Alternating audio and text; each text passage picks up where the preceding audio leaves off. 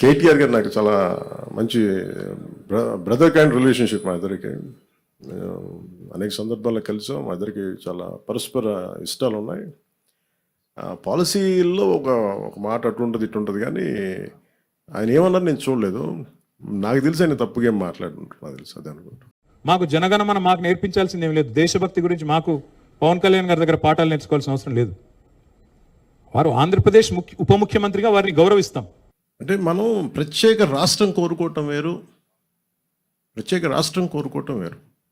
ఇప్పుడు అమర్జీ పొట్టి శ్రీరాములు గారు ప్రత్యేక రాష్ట్రం కోరుకున్నారు, తెలుగు ప్రజలు కావచ్చు, ఆంధ్ర ప్రాంత ప్రజలు కావచ్చు. దాన్ని ఆయన త్యాగం చేశారు అంతే.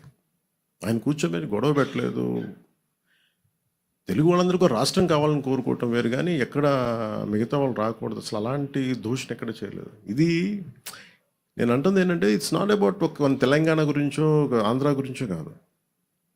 మీరు వెళ్ళే కొద్దీ విభజించుకుంటా వెళ్ళిపోతే, ఈ విభజన ఒక భూమికి మీరు సరిహద్దు వేయగలరు, కానీ మనసుల్లో వేసే ఈ విభజన ఈ వేర్పాటు చాలా కనిపించవు, చాలా లోతుకి వెళ్ళిపోతాయి.